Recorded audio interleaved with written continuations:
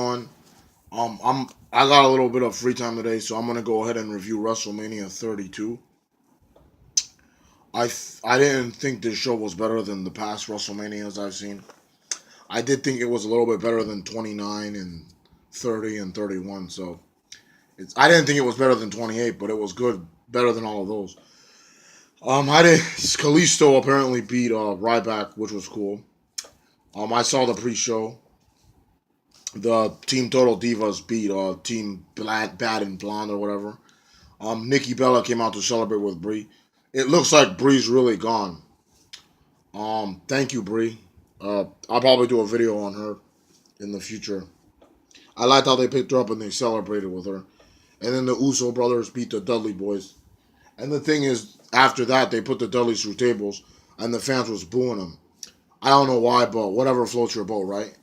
After that, they had the ladder match. This is when the real show starts. Sami Zayn, Kevin Owens, and a bunch of other guys had the ladder match and whatever. And Kevin Owens, it looked like he was going to go with Sami Zayn. They keep trying to tell that story. Zack Ryder did win this match, so it does confuse me. As is Owens going to face Ryder now, or is he going to face Sami Zayn? But it was a pretty good match. It was spot fest. I had people over watching with me, so it was a lot of fun. Um, After that, AJ Styles versus Chris Jericho. This match felt like an eternity. Like, Jesus Christ, it felt forever. I was really surprised when Jericho won, but then I was like, why am I surprised? Because it's a WWF guy versus a TNA guy. Last year they had Triple H beat Sting, and so why should I be surprised that Jericho beat AJ Styles in this match? I didn't really like how it was too long. Hopefully these guys never even touch each other again. After that we had New Day versus the League of Nations. I was one of the only few people that enjoyed this because I think the New Day is fairly annoying. I don't understand for the life of me why people like them. I do not find them entertaining. As a man that was growing up in a black family, part black family, it's really a huge pet peeve to see three grown African American men acting like that. I don't hate the League of Nations at all. Like, people pretend to hate them, saying that they're not entertaining. But they can't say why the four of them are bad people or whatever. I like all guys. These guys were all Laurinaitis guys before all these indie guys came to FCW, and they destroyed the New Day. I like that. And to fulfill you guys' ego, they got Mick Foley, Shawn Michaels, Stone Cold out there. Those three look like they could wrestle tomorrow like they never left. HBK looks tremendous. Like, his face is old, but he looks like he could go tomorrow. And these three legends beat the shit out of the League of Nations after the match. After that, we had a no-holds-barred match. Brock Lesnar versus Dean Ambrose. And Brock Lesnar beat him in 13 minutes. Barely any weapons were used. It was disappointing, but I didn't care because it wasn't supposed to be a competitive match. The story is that Brock, no matter what he does, can't put. He beats up Ambrose, and Ambrose gets back up. At WrestleMania, he put Ambrose down for good. That was what the story was. So yeah. And then after that, we had the Davis Revolution.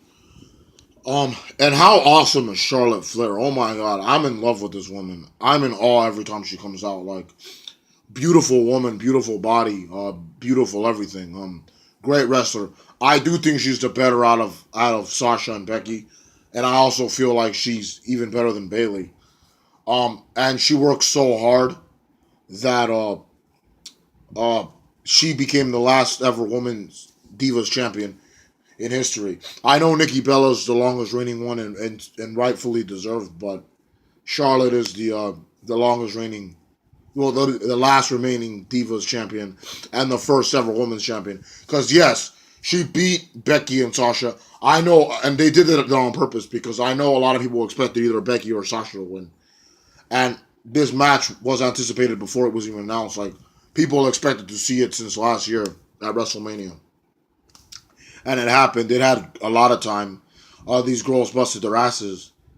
And Charlotte deserved to win, and she won, and I'm happy. So Charlotte goes down in history as the final Divas champion and the first ever rebranded women's champion. I could not be happier. That was amazing. and the right woman went over, in my opinion. The Hall of Fame guys were out there. All of them. Sting was retired, by the way. I should do a video on him too. I was gonna, but it was gonna turn into a rant. So maybe it's best for business that I don't do so. But you never know. I might still do one there. And Hell in a Cell. Shane McMahon came out with his sons, which scared me because I thought that Undertaker was gonna chokeslam one of them. But it's the Undertaker versus Shane. Great match. Oh my god. Shane came back because Cena couldn't make the show to fight the Undertaker. Shane comes back from the dead, pretty much, to do this match. And he did shit in this match that he didn't have to do, but he did it. Because why not, right? Great match. It was slow at the beginning, but they picked it up at the end. Taker speared Shane right through the cell. They went on the table. They shattered it. And then, of course, that spot where Shane takes the toolbox and clunks Taker on the head. And then he dies from the top of the cell. And Taker moves at the last minute, and Shane goes through that shit. Breaks him in half. And Undertaker picks him up, like, good job, kid, and tombstones him. Undertaker wins the match. Shane McMahon does not control Raw. And The Undertaker will be back at WrestleMania next year. The Andre the Giant Battle Royal.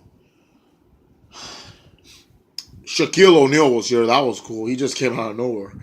He just runs out like this, like out of nowhere. Nobody expected to see Shaq. I do expect a Big Show versus Shaq match next year at WrestleMania, especially since they're going to be in Orlando, Florida, home of the Orlando Magic. That was cool to see Shaq though, but he still got it. Like, he could wrestle. And they ganged up, the whole roster of jobbers ganged up and threw him and Shaq and Show out of the Rumble. I mean, out of the Battle Royal, the Andre the Giant Battle Royal. Shaq Swagger, looking at him in this thing, he's a former world champion, and he gets treated like a ham and egger. I really wanted Mark Henry to win, and they threw him over the top rope, Darren Young. And then I was hoping it would be Kane, but they give it to Baron Corbin. Fucking NXT guy is not ready to be on the main roster. I don't like Baron Corbin. Could he make a believer out of me on the main roster? Maybe, but that has a fat chance of happening, since everybody that goes to from NXT to the main roster, his career ends up in the toilet. But never say never. But I'm not feeling Baron Corbin right now. But I do think they finally used this Battle Royal as a way to get somebody over. So they did use it right for once. It wasn't too late for Big Show with Cesaro, but they just decided to pull the plug. But here, I think that this is the Battle Royal, the Andre the Giant Memorial Battle Royal, where they actually say, okay, let's do something for the long run with somebody that winning this. So yeah, The Rock came out. I think what happened was that the movie people didn't want him to wrestle, so they just said that he was going to come out. But they said, no, fuck you guys, we're going to have The Rock wrestle, even if it's for 6 seconds. So yeah, he's like talking about the longest record, the biggest record of attendance at WrestleMania, and he lied. And then the Wyatt family comes out like, we're going to eat your soul, Rocky. And then he like makes fun of them and shit. And then he says, I want to get it on with one of you. And he strips it down. He's wearing his ring gear. So he fights Rowan for like 6 seconds. And then the Wyatts are about to beat the crap out of him. And then John Cena comes back. There's not a damn thing wrong with him. He could have wrestled The Undertaker, but whatever. John Cena and The Rock. I saw these guys live wrestle each other 4 years ago at WrestleMania 28. And they destroy the Wyatt family. The Wyatt family has always been buried beyond repair for years now. But I think this was the nail in the coffin. Harper's injured, so he's safe, but the rest of these guys are buried. Maybe Strowman if they decide to do something with him. After that was the main event. Stephanie McMahon came out looking like Rita Repulsa and making this Illuminati confirmed thing, like, we own you guys and all that. Illuminati confirmed. Triple H comes out. I was hoping Avenged Sevenfold would perform for him. But no, he comes out like, yeah, man. He has a belt. The game in 2016 looks weird as champion, but he looked like tremendous shape. Tremendous shape. This motherfucker was hitting the gym. And Stephanie looked pretty nice too. And then Roman Reigns came out. Roman Reigns, the guy who will kick your ass. Roman Reigns, the guy who will whip. And then yeah, Roman comes out. I didn't really hear that. Like, there were people cheering him, there were people booing him, but it wasn't as bad as like the 2015 Royal Rumble crowd, the 2016 Royal Rumble crowd, WrestleMania 31 crowd. They were a little bit like, I think because they were burned out because the show was like 7 hours long. But yeah, this match was a very anticlimactic match. And as I was saying during the show, I was saying with the people that I was watching it with Charlotte and Ryder winning, like people didn't expect that. It wouldn't have surprised me if Triple H won. I had a feeling the Bullet Club was going to come out, but I didn't see them at all. And Roman Reigns spears Triple H. They do the same thing with Goldberg. He spears Stephanie McMahon, right?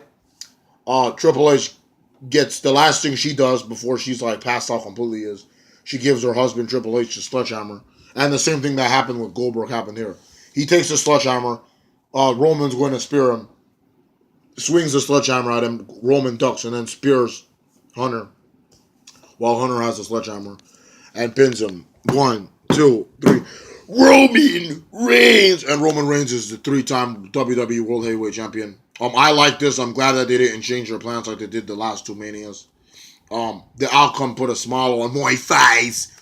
And yeah, I wasn't mad at this at all. I'm probably forgetting something. I just like wanted to say this review since I got some free time and shit. Pretty good show. I see a lot of people fake praising it. I see a lot of people nitpicking it. Oh, the matches were not as long as they should have been. Oh, the guy I wanted to win didn't win. Like, you people are never happy. The main event was boring. Shut the fuck up, bro. But yeah, I think the Bullet Club is going to debut tomorrow on Raw. Or today on Raw, because it's Monday. But yeah, overall, good show. I enjoyed watching it. It was pretty long, but whatever. I felt like I was watching Wrestle Kingdom with them long-ass pay-per-views that they got and shit. But yeah, overall, WrestleMania 32 is in the books officially, and it was a good show. And Roman Reigns is the new champion. So yeah, I hope you guys enjoyed Mania. Take it easy. Bye-bye.